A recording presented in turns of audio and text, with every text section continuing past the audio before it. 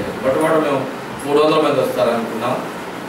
చాలా దూరాల నుంచి కొంతమంది 2 రాత్రులు ప్రయాణం, గుట్ట ప్రాంతాలు అవి, ఘాట్ రోడ్స్. ఏదైనా ఒక వాహనం అక్కడ ఆగిపోతే అటు వాహనాలు ఇటు వాహనాలు అక్కడ ఆగిపోతుంది. తీసి మార్గం ఉంటుంది.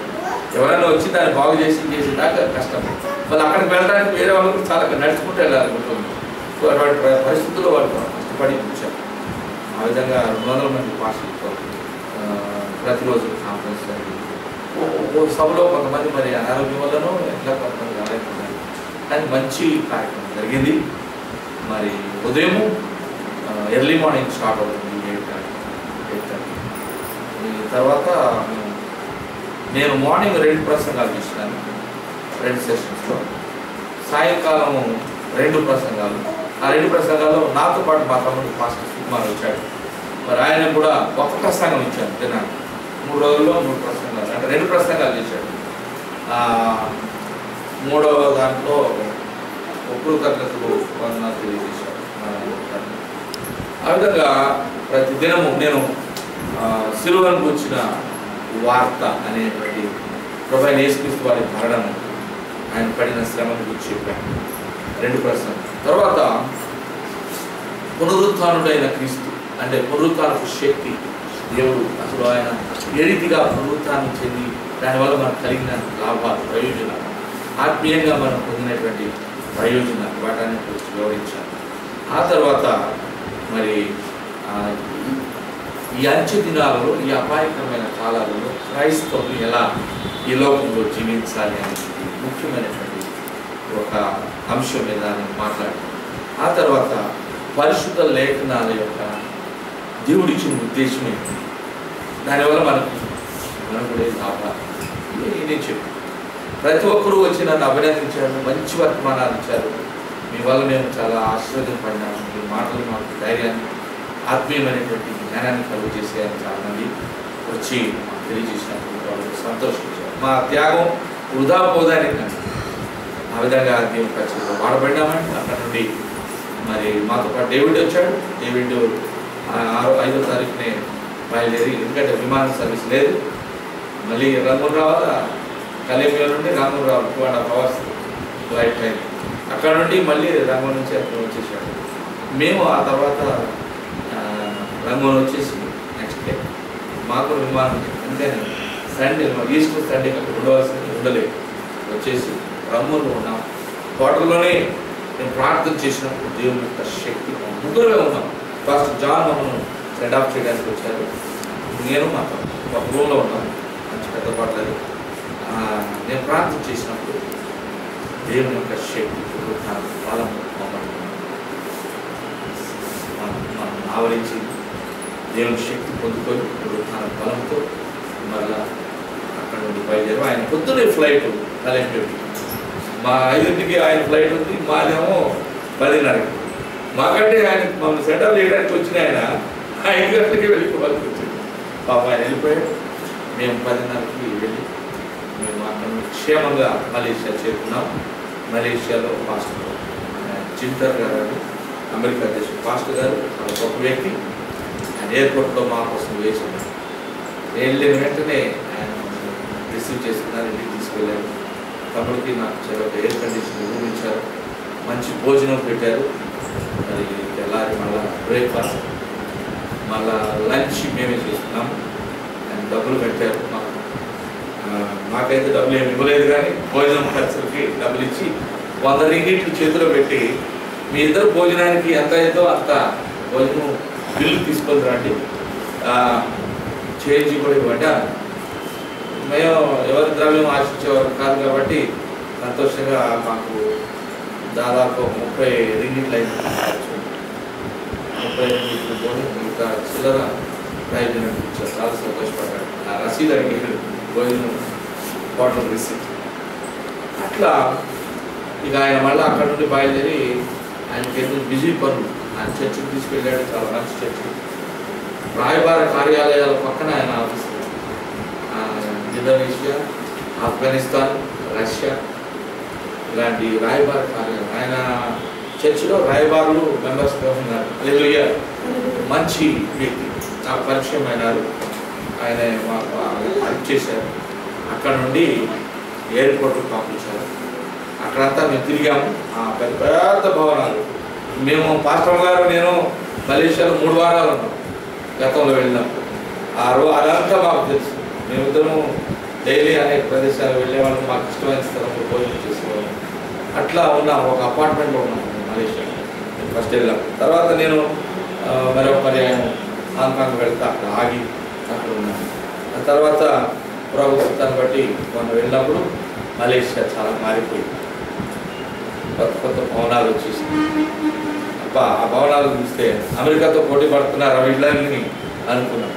అక్కడ ముస్లిమ్స్, చైనా వారు, తెలుగు వారు ఉన్నారు. కానీ ఏది ఏమైనా ప్రపంచము ప్రభు యొక్క కృప కొరకు కనిపెట్టుకుని ఉంది. కాలం పరిపూర్ణమైనప్పుడు దేవుడు తన ప్రియ కుమారుని లోకానికి పంపించాడు. పూర్వకాలమందు నానా సమయంలో నానా విధములుగా మన పితరులతో మాట్లాడిన దేవుడు ఈ అంత్యకాలంలో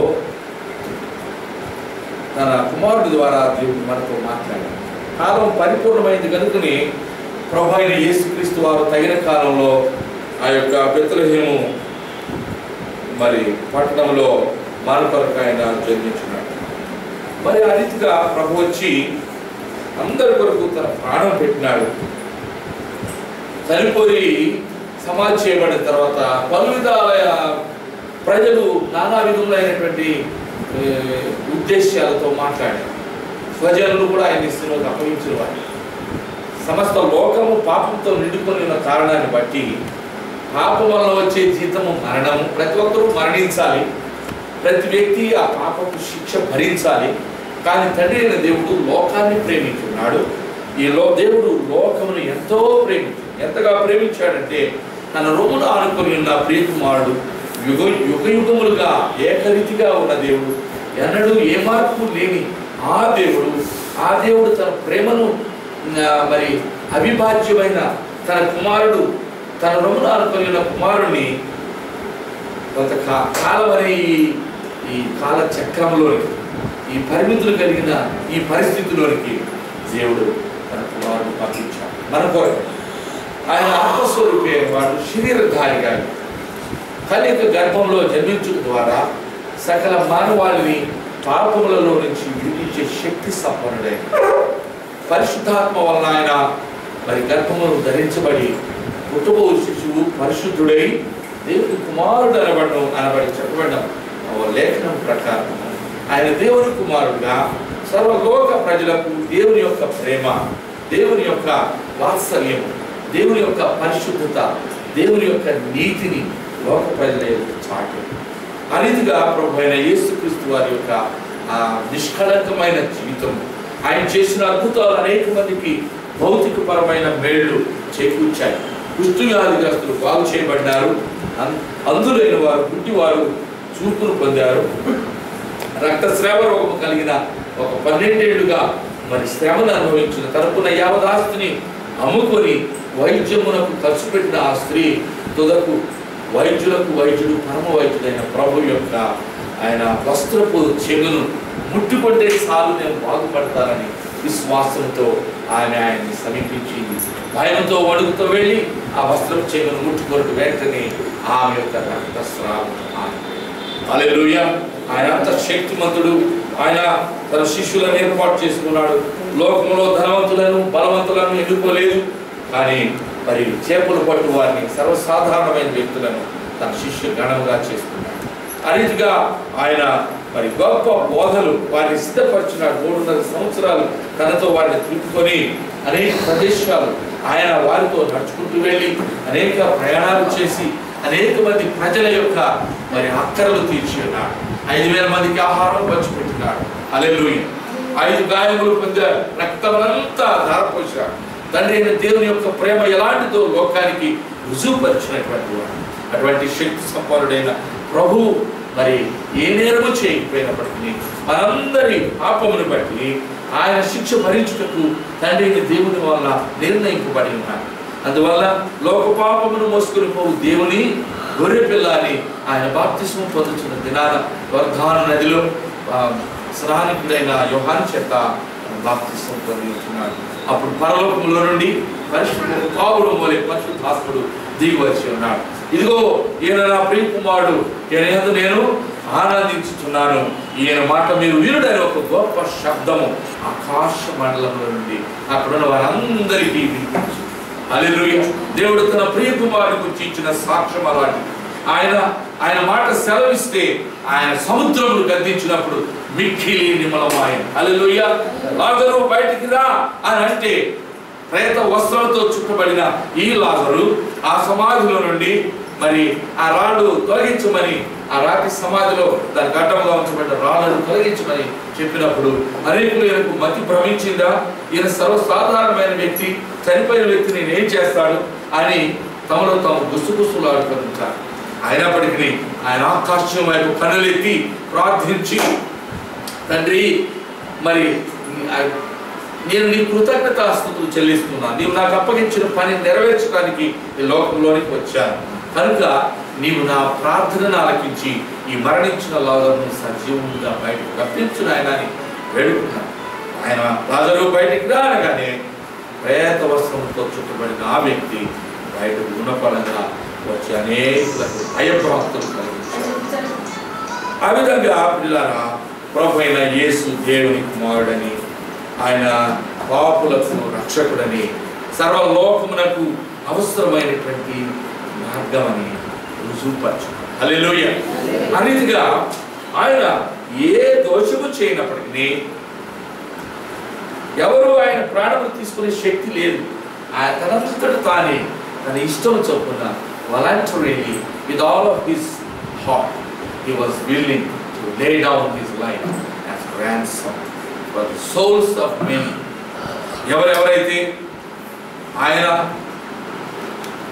ఆయన దేవుని కుమారుడని, ఆయన పాపుల రక్షకుడని, ప్రాణం పెట్టిన విమోచకుడని, ఆయన ద్వారా తప్ప పరలోక రాజ్యం చేరుకునే మార్గం లేదని, ఆయన సత్యము జీవము కనుక ఆయనతోటి నా జీవం ముడిపడి ఉన్నదని ఎవరైతే ఆయన స్వార్థ విని విశ్వసించి లోబడి ఆయన యొద్దకు వచ్చి ఉన్నారని వారందరి పాపం ప్రభు నామమును బట్టి ప్రార్థించే ప్రతి వారి పాపమును ఆయన క్షమించినట్టు, ఆయన తండ్రి దేవునితో వారిని తిరిగి సమాధాన పరచడం ఆయన సర్వవేళలో సిద్ధంగా ఉంది. ఆయన పొందిన ఘోర మరణం, ఆయన అన్యాయపు తీర్పు పొందినాడు. వధించుటకు సిద్ధముగా ఉన్న గొర్రె పిల్లవలే ఆయన తన యొక్క మరి నోరు మెదపకుండా ఆ యొక్క అన్యాయస్తులు ఎదుట అన్యాయపు తీర్పు పొంది, రాత్రి వేళ ఎవరైనా విచారణ చేస్తారా? ఎక్కడైనా న్యాయస్థానాల్లో పరిశీలనగా చూసినట్లయితే పట్ట పగలు సూర్యకాంతిలో పట్ట పగలు జరగవలసిన విచారణ రాత్రి కాలంలో జరిగింది. అన్యాయముగా ఆయన గుద్దారు, అన్యాయముగా ఆయన గడ్డంలో వెంట్రుకలను వేశారు, ముక్కుపై గుంపు వేశారు, నానా విధములైన శ్రమలు అనుభవించారు, భయంకరమైన కరకు శిలువ మరి ఆ భారాన్ని తండ్రి నీ చిత్తమైతే ఈ గిన్నెను నా యొద్ద నుండి తొలగించుము, ఆయన నీ చిత్తమే అని తండ్రి అయిన దేవుని ఉద్దేశాన్ని నెరవేర్చడానికి సంపూర్ణ విధేయత కలిగిన ఆ దేవుని కుమారుడు క్రీస్తు ఆ రోజున ఆయన చూపిన విధేయత ఈ నేటి దినాలలో దేవుని బిడ్డలకు అత్యంత ఆవశ్యకమైనదిగా ఉంది. దేవుని బిడ్డలు, ప్రియమైన దేవుని బిడ్డలు ఆయన యొక్క మాట వినాలి. ఆ విధంగా ప్రభు అయిన క్రీస్తు సిలువ వేయబడి మరి అన్యాయం తీర్పు పొంది మనందరి బదులు ఆయన శిలువ మీద మరణం, నిజమైన మరణం. It was true literal death. చాలా రకరకాల అవాస్తవికమైన సిద్ధాంతాలు అనేక మంది అధిక తెలివి కలిగినటువంటి తాత్విక చింతన కలిగిన వ్యక్తులు సత్యాన్ని అసత్యముగా మార్చేవారు. ప్రభు మరణించలేదని ఆయన పరప్రాణంతో ఉండగా ఆయన తీసుకుని వెళ్ళి వైద్య పరిచర్యలు చేసి ఆయన ఏదో తిరిగి బ్రతికించారని తప్పుడు ప్రచారం చేసిన వారు లంచాలు ఇచ్చి మరి అబద్ధాలు చెప్పించారు.